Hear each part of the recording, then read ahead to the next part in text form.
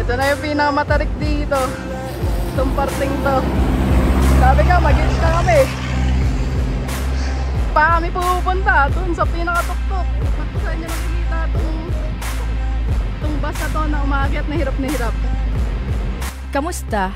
Ako nga pala si Jade Domo at kasama ko ang mga kaibigan ko sa isa na namang matinding bike adventure.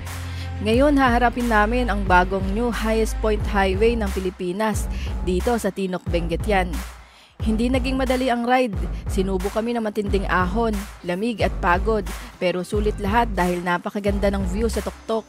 Kaya kung gusto nyo maranasang hirap, saya at ganda ng ride na to, tara samahan nyo kami. Pero bago ang lahat, ipapakilala ko nga pala ang mga nakasama natin sa ride na to.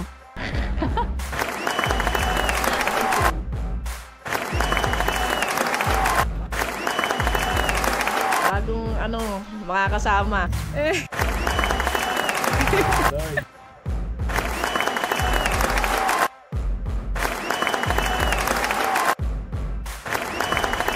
At dito na nga mag-uumpisa ang kwento natin. So, going to highest point.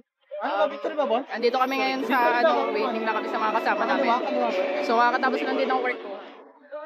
So, see you. Tara, Gina sa 2-day solid ride.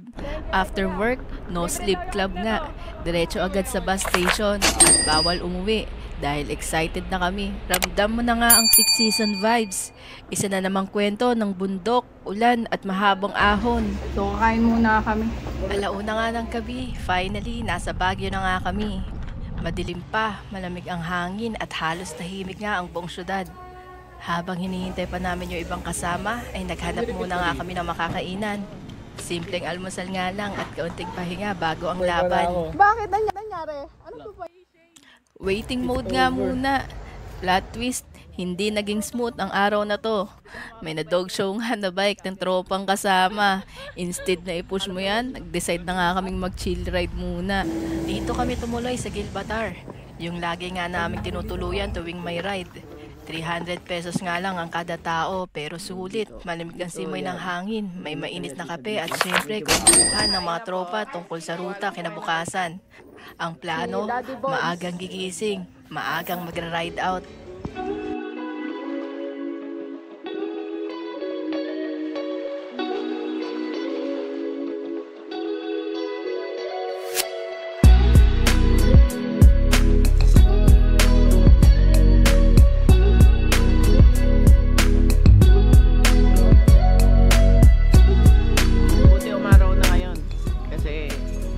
Umaga, sobrang lakas ng ulan, papunta pa lang. So, tomorrow, Saturday namin titirahin yung Bugyas. Kung kaya hanggang Tinok, baka tumira na rin kami ng Tinok. Mag-almost 3 yung target namin mag-ride out today. So, double check lang kami ng gamit. Alas 3 nga ng umaga nang gumising kami. Tahimik pa nga ang paligid pero ramdam mo na yung adrenaline. Bago pa nga namin pihitin ang mga pedal, nagdasal nga muna kami. Para sa lakas, sa kaligtasan at sa panibagong hamon ng araw na to. Nagpapasalamat kami sa lahat ng blessing na nilagay niyo po sa aming mga araw. Lahat ng ito ay pinapanalangin namin sa matamis na pangalan ng Jesus. So, welcome to La Trinidad. So, dito, pagpasok namin, dire-diretso na kami. Pang memories. Pitikan dito sa Baguio. Alas 4 nga nung mag-ride out kami. Ang lamig pa nga ng hangin, pero mas malamig pa rin yung thrill ng unang pedal sa dilim. Ngayon, ibang araw na nga to. Hindi tulad nga kahapon na puro ulan ay ngayon malinis na ang langit. At sa unang liwanag nga ng araw, kitang-kita na namin agad ang ganda ng paligid. Ganda, putek! Sunrise is real! Ganda yung panahon, di katulad kaya ako ng ulan-ulan. Ganda!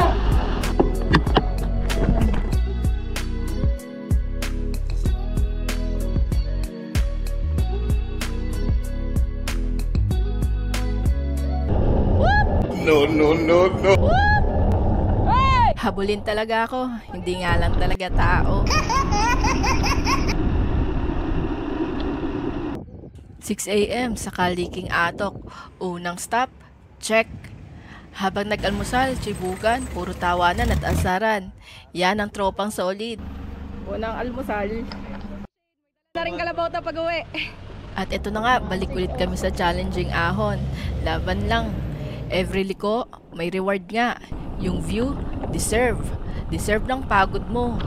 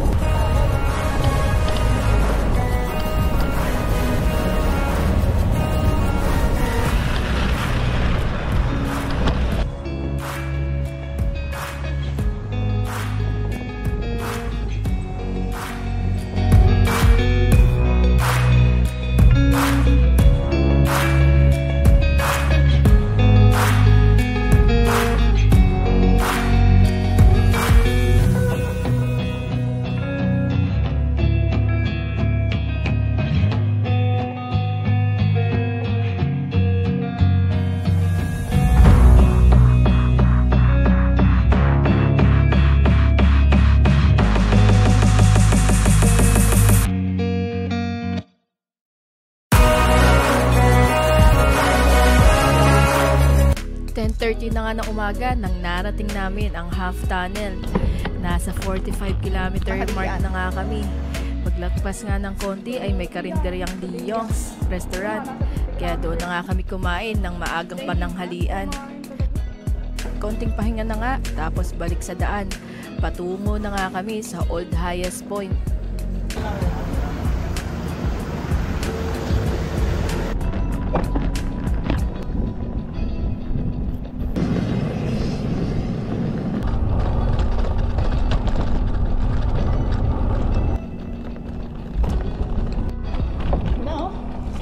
Highest point, welcome to highest point.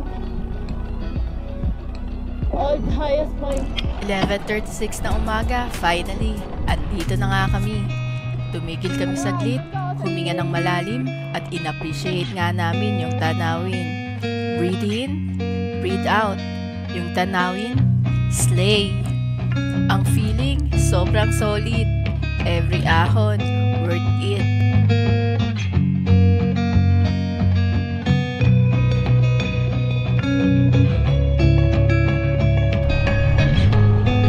Pero teka nga muna, hindi pa dyan nagtatapos ang ating epic ride.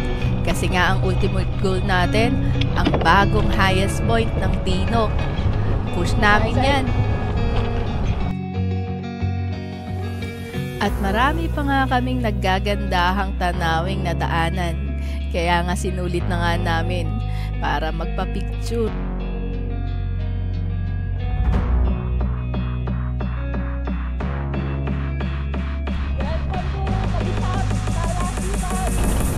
Welcome to Bugyas! Finally!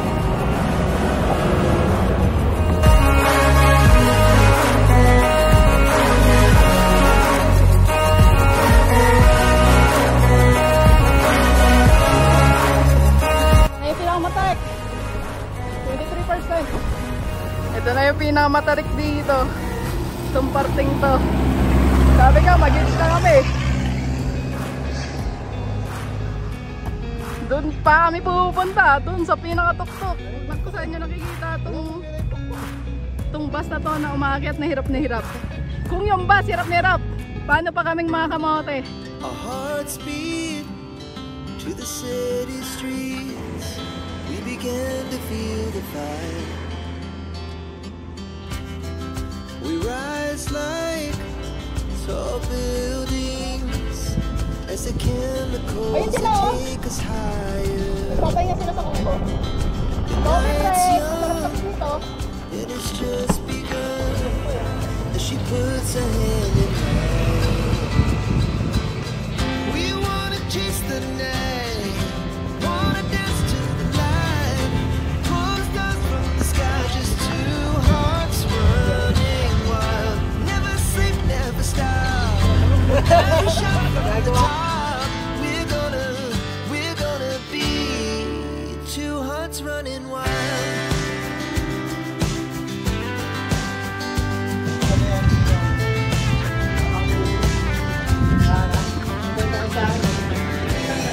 Now the morning is the afternoon. We lay awake in bed.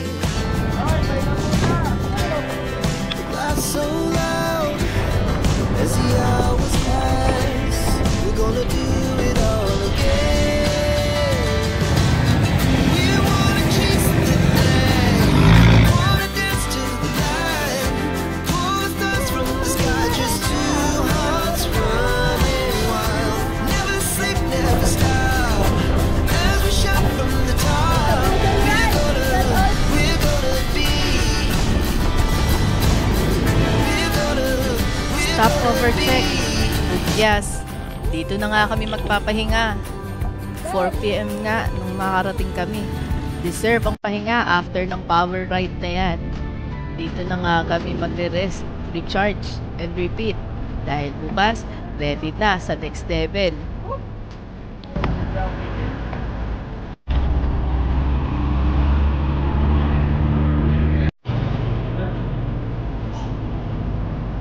Ay, napog yan. Kami, kahit wala pa ligo, gutom na ako.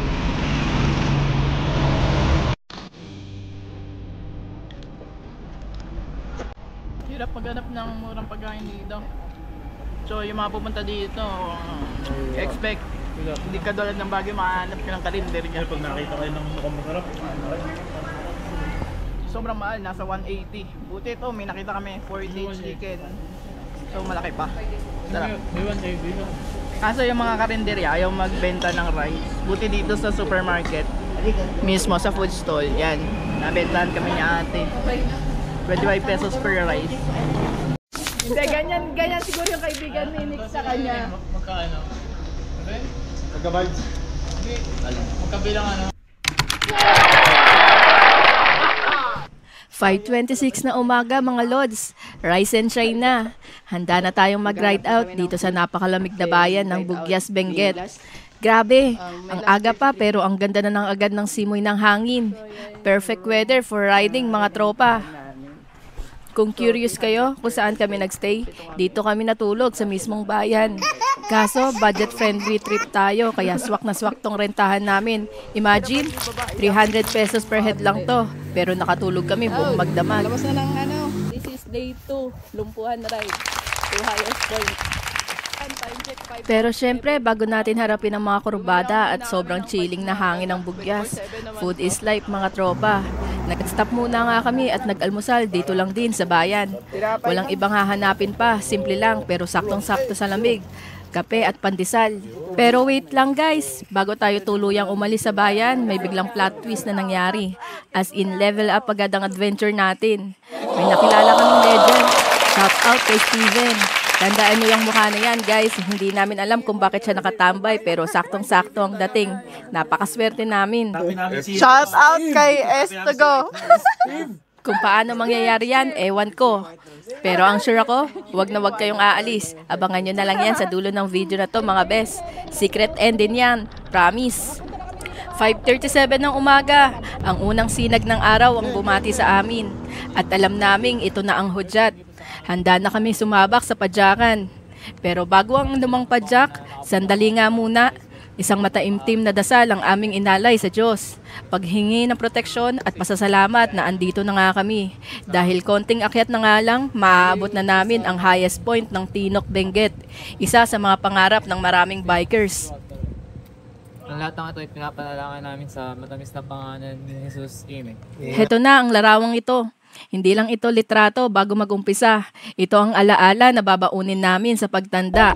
Ang patunay na sinubok, nagdasal at nagtagumpay kami dito sa highest point ng Tinok. Kampo! Barangay Lu! At ngayon, day 2. Ready na ba kayo? 35 kilometers lang, maiksi. Pero wag tayong magpaloko. Ito ay highest point at mainihanda itong ultimate test para sa atin. Pero may gantimpala pa rin. Sa unang bahagi ng biyahe, sasalubungin tayo ng 25 kilometrong downhill. May kasama ngang rolling, pero sa ganitong taas, yakang-yaka. Ang energy natin, ibubuhos natin sa bawat palusong.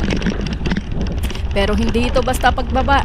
Sasalubungin tayo ng mahabang palusong na sobrang kurbado at masikip ang daanan. Mag-ingat tayo sa mga parting matubig dahil nga may mga fresh waters na dumadaloy mismo sa daanan. Isang paalala na buhay ang kalikasan dito. Mga daan na tingin dito sa mismo.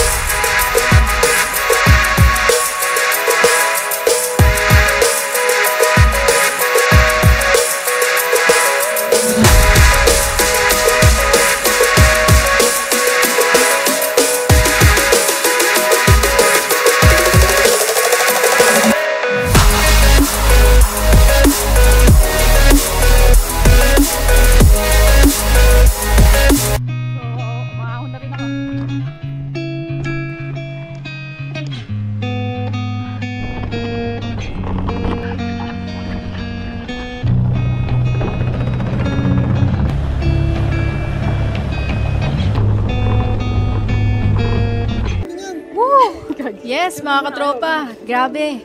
Nandito na tayo sa sign na nagsasabing eto na. Dito na nagsisimula ang solid na laban. Teka, 10 kilometers na lang. Sobrang aga pa mga tol.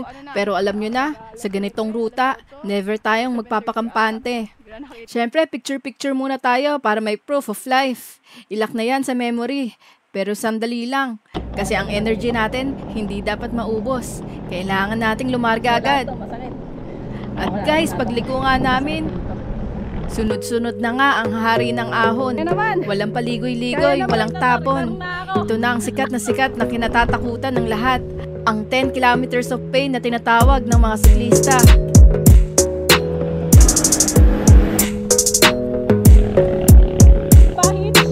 Pero hindi pa man umaabot sa 2 kilometro ang tinatakbo namin, kinwestiyon na agad namin ang aming pagkatao dito. Bakit ba namin to ginagawa?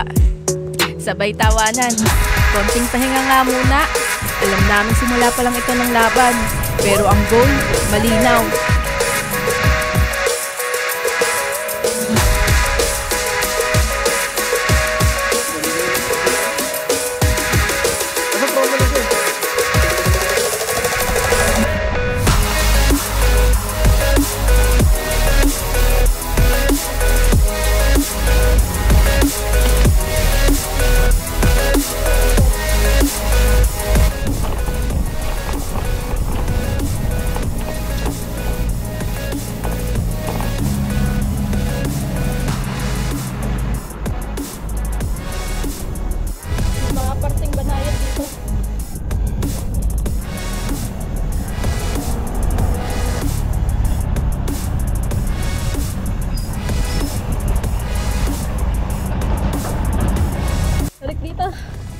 Lalakarin ko dito sa parteng to.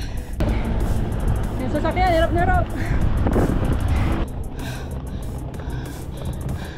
Mga nasa 5 kilometers, 8 o'clock ng umaga. Tukot malala. At maraming beses pa nga kami nagpahinga at nagtulak. Ina-appreciate na nga lang namin yung kapaligiran. Sinusulit ang bawat tanawin.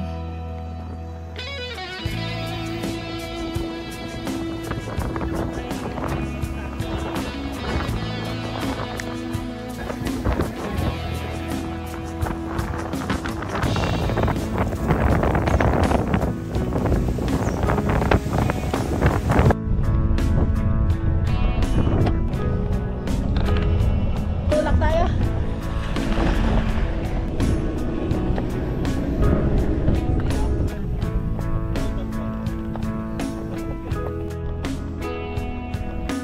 Dito may mga landslide eh. Mag-alas 10 nga nang maghanap na kami ng mga kakainan. Baka hindi kami makakita ng karinderya sa taas.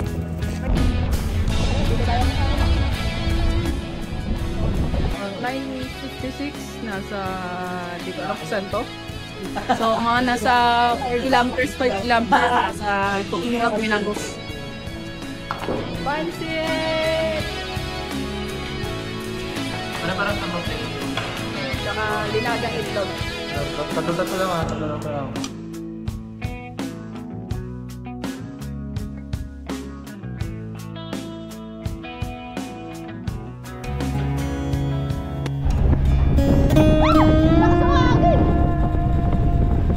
Alas 11 na, go na ulit. Nag-early lunch kami para sigurado bago umahon. Paglabas, grabe, sobrang hangin. Dito na nga nagsimula ang lahat ng akyatin. Pero wala na ngang pigaan, wala nang pride. Magtulak man o hindi, i-enjoy ko na lang ang view. Ito ang highest point ng Tinok. Ang lahat ng ito, ang pagod, ang ganda, ito ang mga alaalang babaunin ko sa pagtanda. Lakad! Konti na lang. Wala na ako. Para makashot ako sa taas.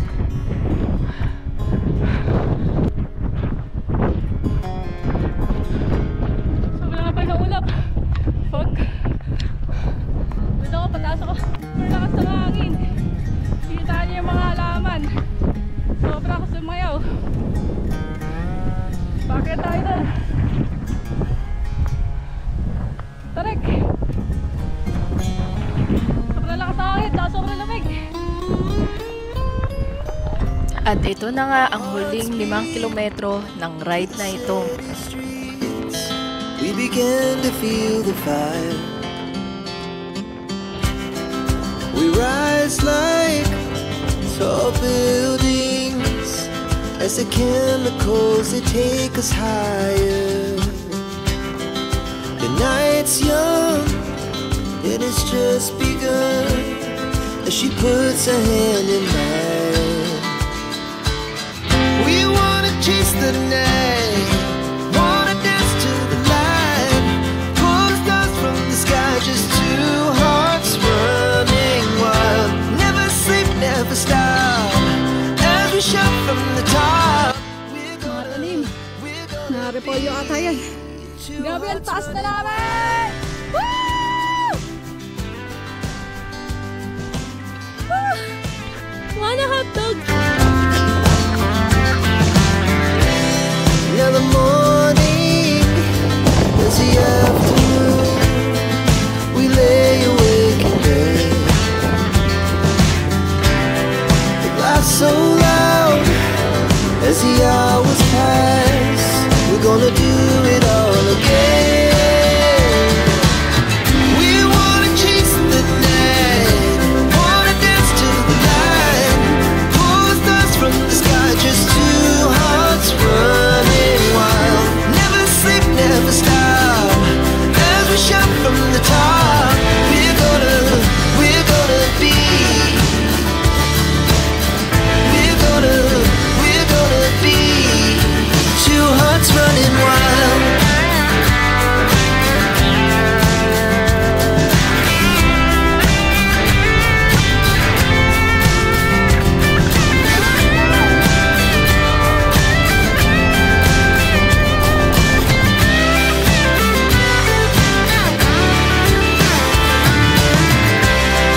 The moonlight, the summer sky, it was the best we ever had.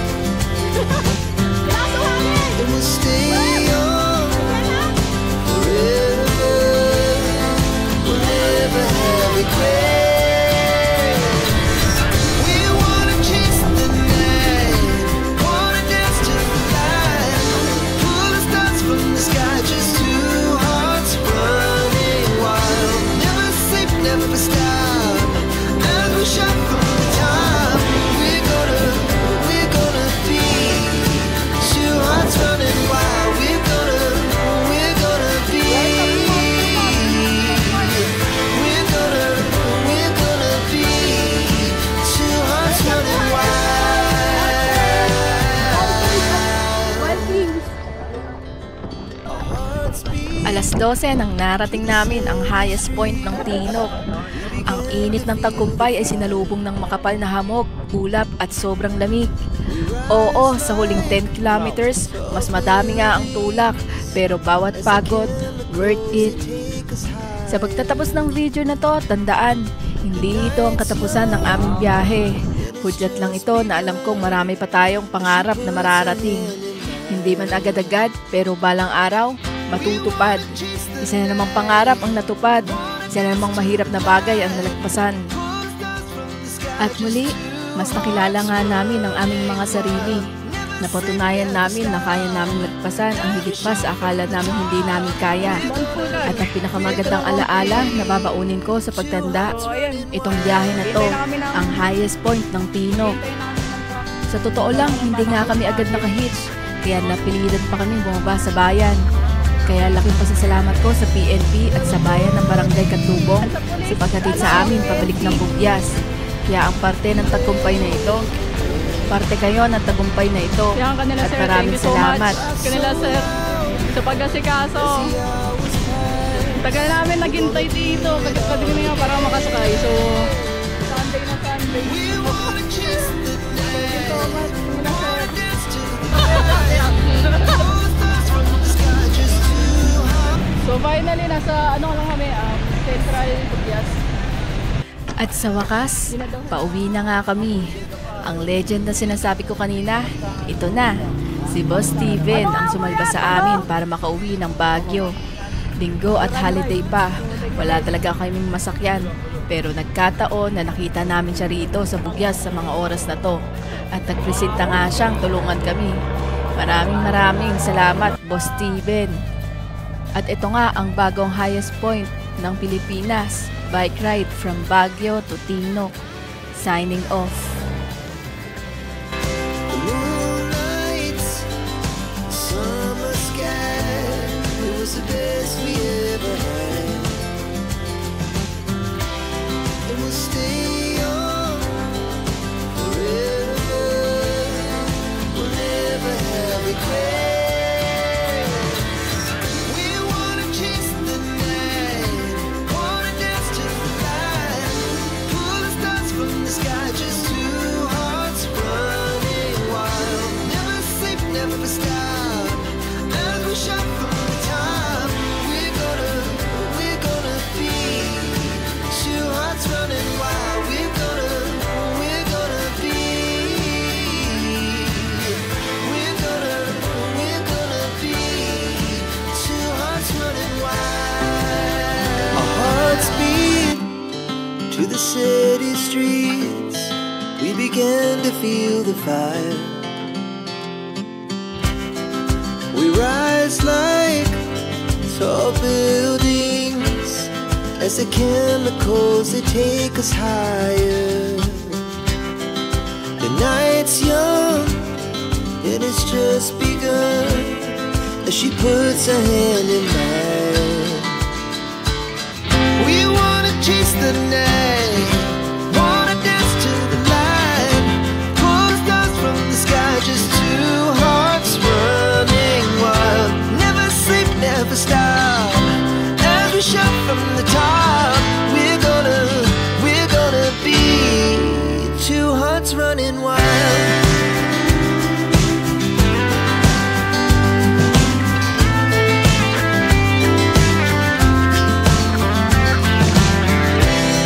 Now the morning is the afternoon.